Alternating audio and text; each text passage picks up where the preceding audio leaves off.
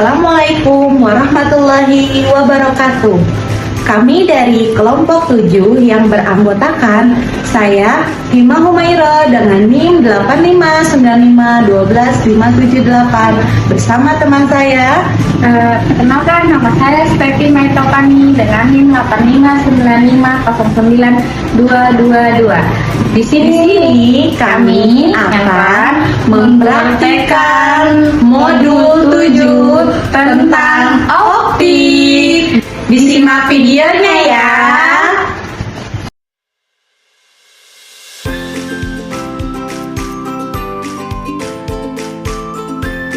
Praktikum pertama, percobaan pemantulan cahaya. Untuk bahan yang diperlukan ada cermin datar, cermin cembung, cermin cekung, senter, busur derajat, lilin, kertas putih, kertas tabir, dan celah cahaya.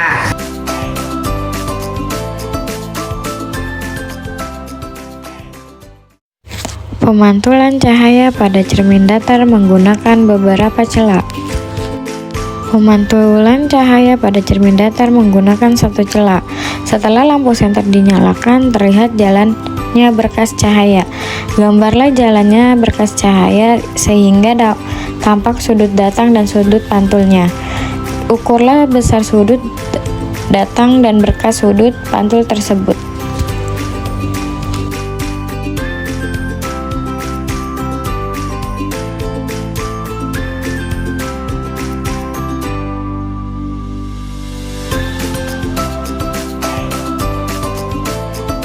Letakkan sebuah lilin di depan cermin datar dan diamati bayangannya. Selama benda itu digeser-geserkan di depan cermin datar, catatlah bagaimana sifat-sifat bayangan yang dibentuk oleh cermin datar tersebut. Pada video ini terlihat nampak sudut datang dan sudut pantulnya, serta bayangan yang terbentuk.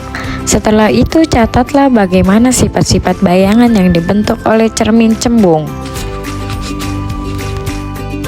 Pada percobaan selanjutnya, pemantulan cahaya pada cermin cekung. Berikut video jalannya berkas sinar sehingga tampak sudut datang dan sudut pantulnya, serta bayangan yang dibentuk oleh cermin cekung tersebut. Jika benda di cermin cekung terus-menerus digeser menjauhi cermin, maka pada jarak tertentu bayangan benda menghilang atau tidak tampak. Ukurlah jarak benda pada cermin cekung pada keadaan tersebut. Kesimpulan pemantulan cahaya pada cermin datar.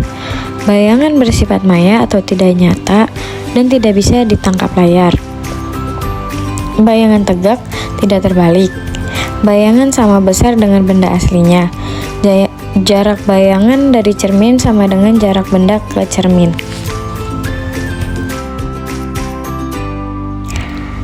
Dari praktek yang telah dilakukan pada cermin datar, dapat disimpulkan bahwa pantulan pada cermin datar mengikuti hukum pantulan di mana sudut datang sama dengan sudut pantul dan bayangan yang dibentuk bersifat maya, tegak, dan sama besar dengan bendanya. Kesimpulan, pemantulan cahaya pada cermin cembung. Bayangan bersifat maya, tidak dapat ditangkap layar. Bayangan tegak, posisi tidak terbalik. Ukuran bayangan lebih kecil daripada benda aslinya. Bayangan terbentuk di belakang cermin. Dari hasil praktikum pemantulan cahaya pada cermin cembung, dapat disimpulkan, cermin cembung memantulkan cahaya dengan arah menyebar atau divergen. Bayangan lilin tidak terlihat melalui cermin cembung bersifat maya, tegak, dan lebih kecil daripada benda sebenarnya. Sifat pemantulan cermin cembung berguna pada benda-benda yang memerlukan bidang pandang luas seperti kaca spion kendaraan. Kesimpulan, cermin cekung membentuk bayangan dengan sifat yang bervariasi tergantung jarak benda dan cermin. Bayangan bisa nyata atau maya, terbalik, atau tegak, dan berukuran lebih besar atau lebih kecil. Bayangan nyata atau dapat ditangkap pada layar dan akan hilang saat benda berada di titik fokus karena berkas cahaya pantul sejajar sehingga bayangan dianggap di jarak tak terhingga.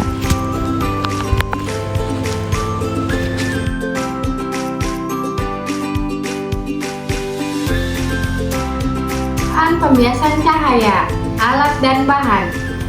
Gelas yang berisi air putih, kertas putih, dan spidol. Pertama, kita gambar garis 2. Garis pertama, garis kedua. Kemudian letakkan gelas yang berisi air di depan. Kemudian kita taruh gambar di belakang air. Terlihat perubahannya? Jika sudah, kita cobakan geser ke kiri dan ke kanan.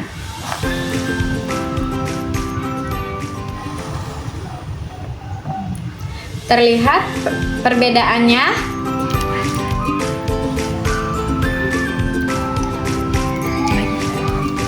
Sudah, berarti ada perbedaannya di antara sesudah dan sebelum ditaruh ke belakang gelas. Dilihat melalui gelas berisi air terjadi karena pembiasan cahaya atau refraksi. Ketika cahaya dari objek melewati batas antara udara, kaca, air, arah rambatnya berubah karena perbedaan indeks bias tiap medium. Gelas berisi air bertindak seperti lensa cembung yang membelokkan cahaya dan membuat bayangan benda tampak terbalik pada posisi tertentu. Lensa cembung memperbesar bayangan benda atau huruf dengan cara memusatkan sinar cahaya sehingga membentuk bayangan yang bersifat maya, tegak, dan diperbesar saat lensa diletakkan pada jarak lebih dekat dengan titik fokus lensa. Pada video ini, atur letak lilin dan lensa cembung agar diperoleh bayangan nyala lilin paling tajam pada tabir. Ukur jarak benda dan jarak bayangan, dan catat sifat-sifat bayangan yang dibentuk lensa cembung tersebut.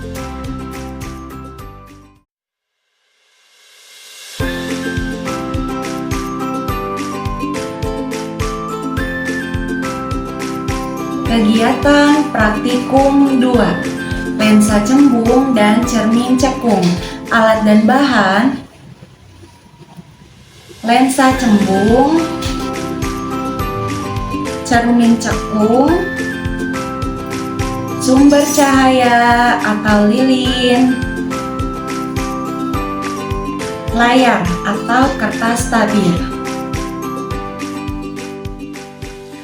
Pada percobaan cermin cekung, nyalakan sumber cahaya dan aturlah kedudukan benda dan layar agar pada layar terbentuk bayangan yang paling tajam. Ukurlah jarak benda dan jarak bayangan. Kemudian, ulangi percobaan beberapa kali dengan kedudukan benda yang berbeda.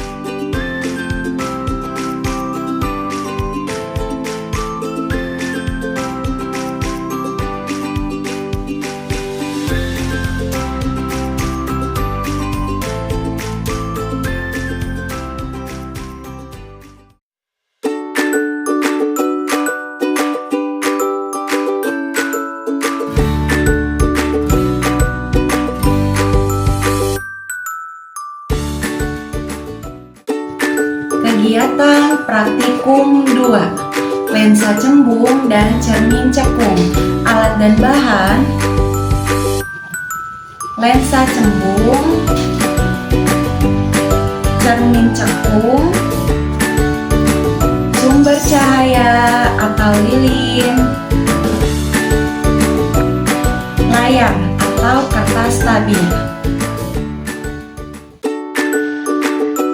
Pada video ini, nyalakan sumber cahaya, Kemudian aturlah posisi benda dan lensa agar pada layar terbentuk bayangan yang paling tajam. Lalu, ukurlah jarak benda dan jarak bayangan. Ulangi percobaan beberapa kali dengan kedudukan benda yang berbeda.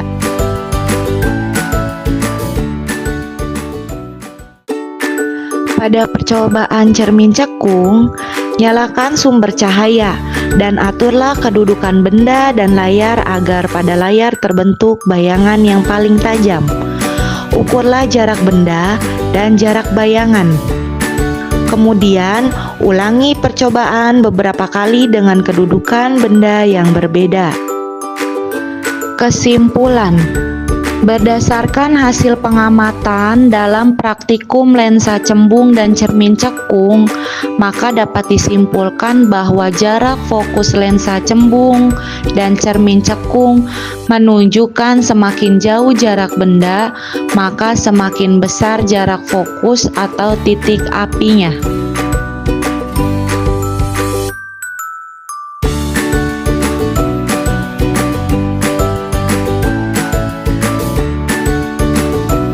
Kegiatan praktikum 3. Percobaan bintik buta. Alat dan bahan yang diperlukan: gambar A,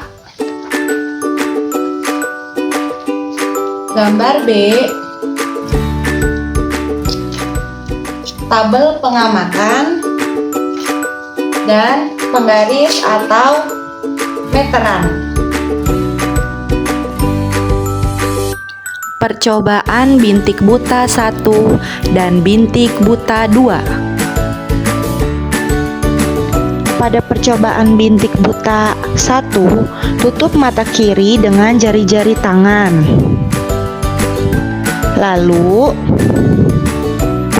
dengan jarak lebih kurang 60 cm dari mata Anda, pusatkan pandangan mata kanan Anda pada tanda positif.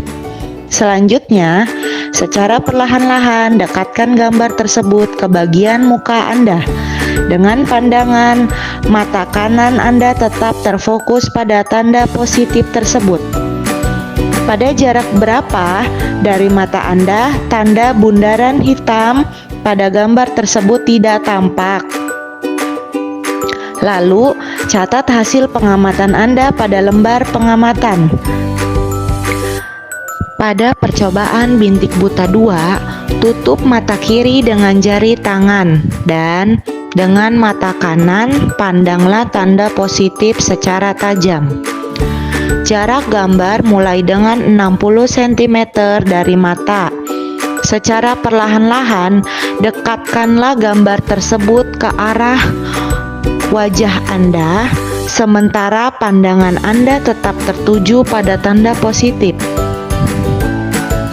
Pada jarak berapa dari mata, garis pendek tampak menghilang dari pandangan Anda. Lanjutkan gerakan tersebut.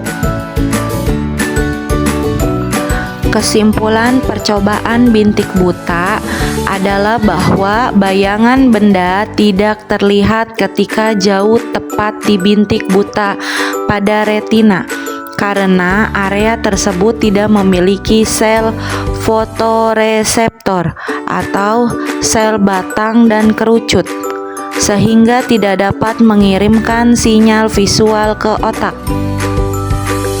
Percobaan menunjukkan bahwa setiap individu memiliki jarak yang berbeda untuk bintik buta, karena dipengaruhi oleh fokus dan kemampuan masing-masing mata, serta menunjukkan adanya area transisi antara area yang dapat melihat dan tidak dapat melihat di tepi bintik buta. Percobaan iris atau pupil mata pada manusia. Pada percobaan iris pupil mata pada manusia, saat di tempat redup, pupil mata melebar untuk memungkinkan lebih banyak cahaya masuk demi visibilitas yang lebih baik.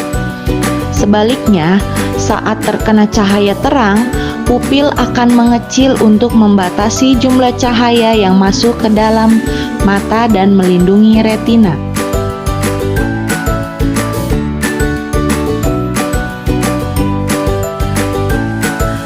Percobaan iris pupil mata pada kucing.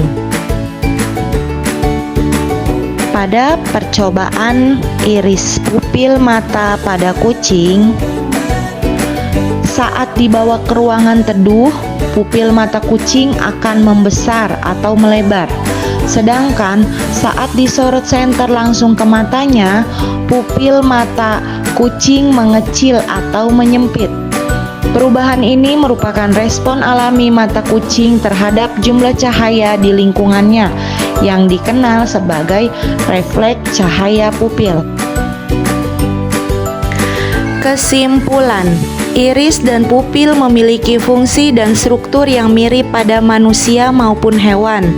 Iris atau bagian berwarna mengontrol ukuran pupil atau lubang hitam tengah untuk mengatur jumlah cahaya yang masuk ke mata, sehingga penglihatan dapat menyesuaikan dengan kondisi terang atau gelap. Perbedaan utama terletak pada bentuk pupil dan kemampuan pupil pada hewan, seperti pupil vertikal pada kucing yang menangkap cahaya dari berbagai sudut.